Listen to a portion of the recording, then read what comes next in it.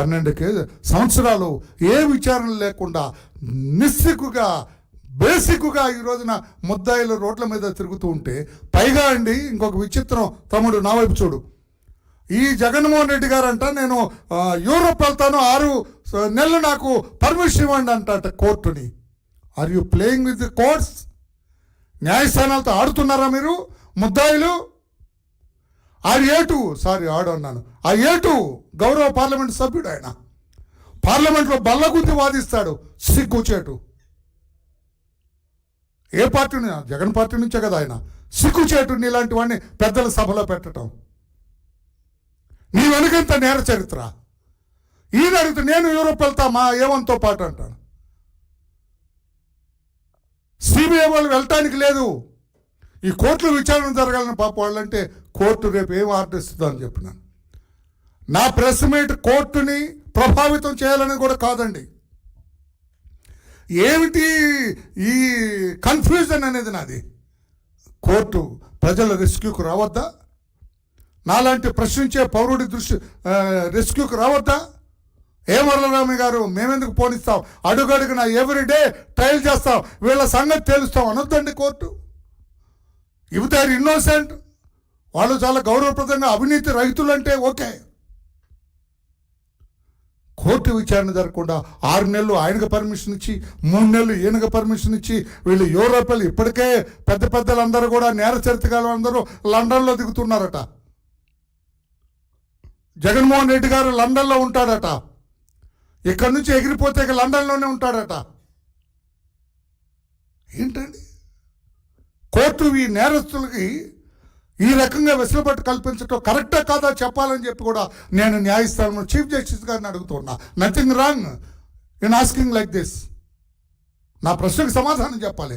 లేదు వరలరామయ్య గారు, వాళ్ళకి మేము పర్మిషన్ ఇవ్వటం లేదు.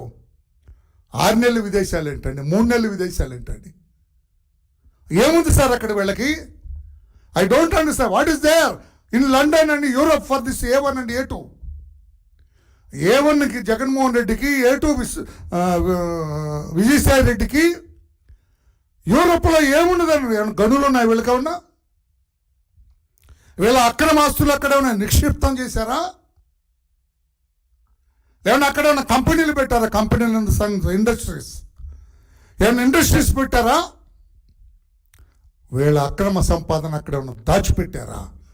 Why they are frequently going to London? Why this man this time he wants to accompany him?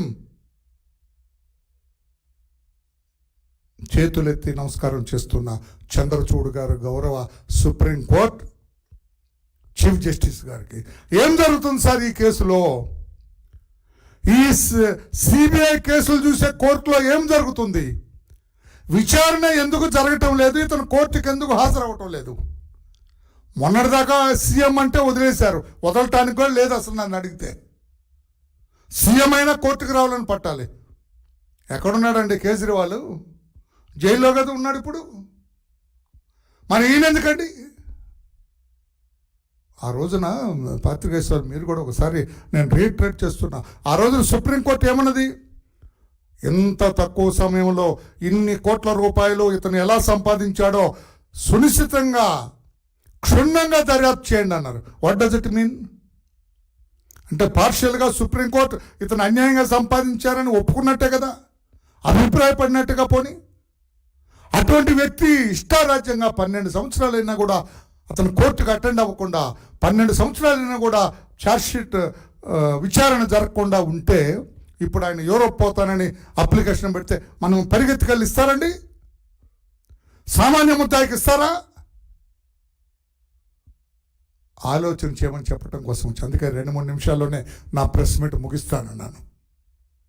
ఏమిటి ముద్దాయిలకి ఇంత ఎడాసిటీ? ఎప్పుడు కావాలంటే అప్పుడు పోతారు, ఎప్పుడు కావాలంటే అప్పుడు పోతే బెయిల్లో ఉన్నారండి. కండిషన్ బెయిల్లో ఉన్నారు వీళ్ళిద్దరు కూడా.